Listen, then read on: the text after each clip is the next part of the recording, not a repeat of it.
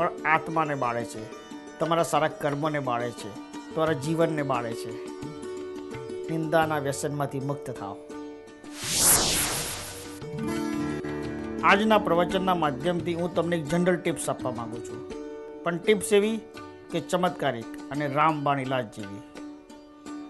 તમે ગમે ત્યારે, ગમે તે સમય, ગમે તે સેકન્ડે જ્યારે બી ચિંતા અથવા તો તણાવમાં આવો ત્યારે સૌ પ્રથમ તમારે એ સ્થાનને છોડી દેવાનું.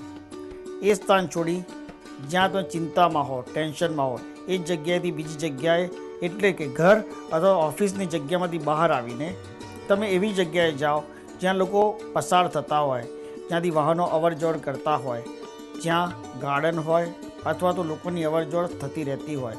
તમે બાલ્કનીમાં કે ગેલેરીમાં પણ ઊભા રહી શકો છો. આ પ્રક્રિયાઓમાંથી કોઈ એક પ્રક્રિયા કરવાથી તમારું આભા મંડળ જતા આવતા લોકોના ઓરા સાથે અને આભા સાથે અથડાશે, જેના માધ્યમથી તમે જે ચિંતા અને ટેન્શનમાં હશો એનાથી તમારા હૃદયનો બોજ, તમારા મનની તકલીફો ઘણી ઓછી થઈ જશે. અને સતત 10 મિનિટ આપ ઊભા રહેશો તો તમે એવું અનુભવ કરશો કે હું સંપૂર્ણપણે રિલેક્સ થઈ ગયો છું. આ પ્રક્રિયા દિવસમાં 1 વાર, 2 વાર, 3 વાર તમને અનુભવ થાય કે તમે ચિંતામાં છો, ટેન્શનમાં છો, પીડામાં છો, તકલીફમાં છો, ત્યારે અચૂક કરી જજો. તમે ચોક્કસ કહેશો કે આ ચમત્કારિક છે.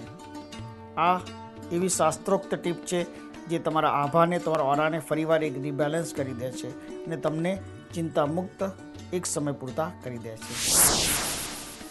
ઓગસ્ટ 2009 એક પેચીદો પ્રશ્ન મારી પાસે આવ્યો. એક યુવાન હોસ્ટેલમાં રહેતો હતો. એ યુવાન ત્યાં મિત્રોની સોબતથી દારૂના અને સિગરેટના રવાડે ચડી ગયો હતો. બ્રાહ્મણ હોવા છતાં પણ માંસાહાર પણ કરતો થઈ ગયો હતો. ભણતર એનું બગડી રહ્યું હતું. પરીક્ષામાં વારંવાર નપાસ થઈ રહ્યો હતો અને પોતાના જીવન માટે, પોતાના કેરિયર માટે એ લગભગ બેદરકાર બનતો જતો હતો. એમના જ પરિવારના એક સમજદાર અને જાણકાર વ્યક્તિ એ યુવાનને મારી પાસે લેતા આવ્યા. એ સમજદાર અને જાણકાર વ્યક્તિએ યુવાન સાથે બનેલી ઘટના અને યુવાન અત્યારે કઈ દિશામાં છે એનો વિગતવાર ચિતાર મને આપ્યો. મેં એમને કીધું કે આપ બહાર બેસો અને યુવાન સાથે મારે એકલા બેસવું છે. યુવાનને બેસાડી અને મેં એને સમજાયો કે તું દારૂ અને સિગરેટના નશામાં જે તરફ આગળ ધકેલાઈ રહ્યો છે એ તરફ તારું જીવન મોત તરફ જઈ રહ્યું છે અને તારા માતા પિતા તારા આ નશાની આદતથી દુઃખી થઈ કલ્પાંત અને પીડા કરી રહ્યા છે. એ લોકો તને હોસ્ટેલમાં ભણાવી રહ્યા છે, ખર્ચો કરી રહ્યા છે, જેથી તારું ભવિષ્ય ઉજ્જવળ બને અને તું નશા અને સિગરેટની દિશામાં દોડી તારા ભવિષ્યને અંધકારમય દિશામાં લઈ જઈ રહ્યો છું. આનાથી તારું ક્યારેય ભલું નહીં થાય. તારું જીવન ક્યારે સમાપ્ત થઈ જશે આ નશાની હાલતમાં એ પણ તને ખબર નહીં પડે. માટે જાગી જા અને ચેતી જા. મારા સમજાવટથી યુવાનના આંખમાં આંસુ આવી ગયા. એને કહ્યું કે ગુરુજી, હું પણ આ નશામાંથી છૂટવા માગું છું. ખૂબ જ પ્રયત્ન કરું છું, પણ છતાં મને સફળતા મળતી નથી. હું આ વ્યસનોનો એટલો બંધાણી બની ગયો છું કે આજે આ વ્યસનો મને નથી છોડતા. આ વ્યસનો મારા જીવનમાંથી હટતા નથી. એની આંખમાંથી આંસુ આવવા માંડ્યા. આંસુની સાથે સાથે એને એના જીવનમાં પલટો થાય, સુધારો થાય એ તરફની દ્રષ્ટિ પણ એની બનતી જતી હતી એવું મને લાગ્યું. મેં એને કીધું, હું તને ચોક્કસ રસ્તો બતાવીશ, હું તને ચોક્કસ મદદ કરીશ. પણ ઈશ્વર પણ ત્યારે જ મનુષ્યની મદદ કરે છે જ્યારે મનુષ્ય પોતે પોતાની મદદ કરવા માટે તૈયાર થાય છે. તું જો પોતે મદદ કરવા તૈયાર હોય તો તને મંત્ર સાગરમાંથી હું મંત્રરૂપી મોતી આપું છું, જેના માધ્યમથી તારું ભણતર તો ચોક્કસ સુધરી જશે, પણ વ્યસનના ચક્કરમાંથી, વ્યસનના અને નશાના ચક્કરમાંથી તું સંપૂર્ણપણે મુક્ત થઈ જઈશ. તું જેનો બંધાણી બની ગયો છે, જે વ્યસને તારા મન અને તારા અસ્તિત્વ પર, તારા હૃદય પર, તારા પોતાના આત્મા પર કબજો કરી લીધો છે, એ વ્યસનમાંથી તું સંપૂર્ણપણે મુક્ત થઈ જઈશ. મનુષ્ય ખીણમાંથી પડીને ઉપર આવી શકે છે. મનુષ્ય તળાવમાં પડીને, સમુદ્રમાંથી પડીને પણ બહાર નીકળી શકે છે. પણ જે મનુષ્ય કોઈ નજરમાંથી પડી જાય તો એ મનુષ્ય ક્યારેય પણ ઉપર આવી શકતો નથી. એના આત્માને જવાબ નથી આપી શકતો કે નથી એના મિત્રો અને કુટુંબીજનોને આંખમાંથી આંખ મિલાવી શકતો. હું તને આજે જે ચમત્કારી મંત્ર આપી રહ્યો છું એ મંત્ર તું નિયમિત રીતે કરીશ, એના માધ્યમથી તારું ઘણું બધું ઉત્તમ અને કલ્યાણ થશે. પરંતુ સૌથી પહેલાં તારા માનસ પટલને તૈયાર કરી દે, તારા આત્મવિશ્વાસને દ્રઢ કરી દે.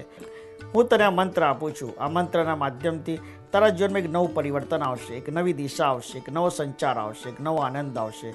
તારામાં અત્યારે તું અંધકાર તરફ જે જતો રહ્યો છે, તું પ્રકાશ તરફની દિશા પકડી લઈશ. તારા જીવનમાં ભવિષ્ય અને તારા પોતાની નવી દિશાનો પ્રારંભ થશે. હા, તું જાગી જા.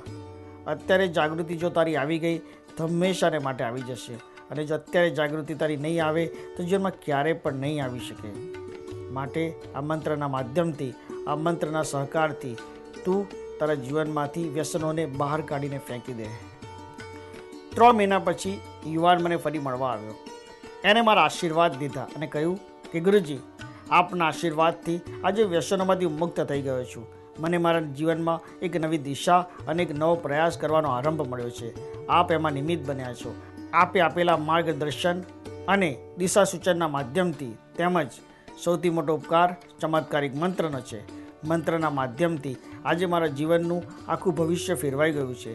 મને મારા ભવિષ્યનું દર્પણ દેખાઈ ગયું છે. હું અત્યારથી મારા જીવનમાં એક નવી દિશા જોઈ રહ્યો છું. મારા વિકાસનો નવો પથ જોઈ રહ્યો છું. જે પરીક્ષામાં હું વારંવાર ફેલ થતો હતો, એ પરીક્ષામાં પણ હું આજે પાસ થઈ ગયો છું. મારો આત્મવિશ્વાસ એટલી હદે દ્રઢ થઈ ગયો છે કે મને જીવન હવે જીવવા જેવું લાગે છે. રોજ હું સવાર સાંજ 24 સિગરેટ પીતો હતો. આજે હું સિગરેટ પીધા વગર એટલો જ પ્રફુલ્લિત અને એટલો જ આનંદમય રહું છું. મારા મનની અંદર એટલી જ સ્વસ્થતા અને એટલી જ શક્તિ રહે છે.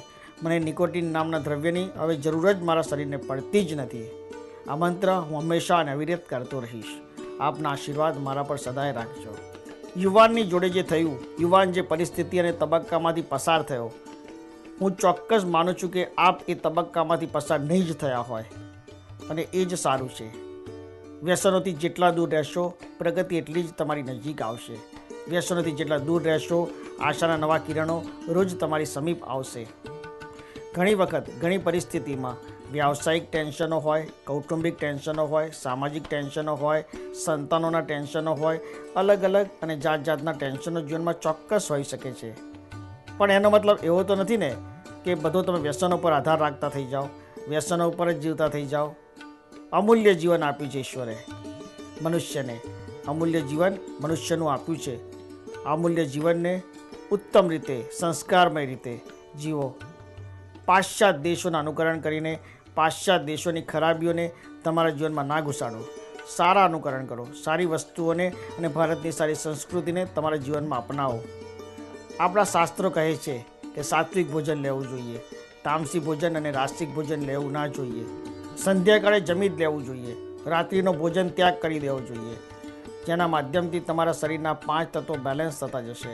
તમારી ચય પચનની પ્રક્રિયા પરફેક્ટ થતી જશે. તમારા મનમાં શક્તિઓ અને ઉર્જાનો સંચાર થતો જશે, અને જીવનમાં તમારે કોઈ પણ પરિસ્થિતિમાં, ક્યારેય, કોઈ પણ સંજોગોમાં દુનિયાના કોઈ વ્યસન પર આધારિત રહેવું નહીં પડે. ચા નામનું વ્યસન પણ તમારાથી જોજનો દૂર જતું રહેશે. હા, જીવો જિંદગી એવી રીતે જીવો કે ઈશ્વરને પણ એવો ગર્વ થાય કે હા, મેં સર્જન કર્યું હતું મનુષ્ય, અને એના માટે મને આજે ગર્વ છે. મેં એવા પાંગડા મનુષ્ય નથી બનાવ્યા કે જે મનુષ્ય વ્યસનોના આધારે જીવે. વ્યસન ના હોય તો મરી જાય. સરકાર તમાકુ પર પ્રતિબંધ નાખે તો બ્લેકમાં પડીકા ખરીદવા અથવા તો ગુટકા શોધવા ના નીકળે. જાગો, જીવન તમારું છે.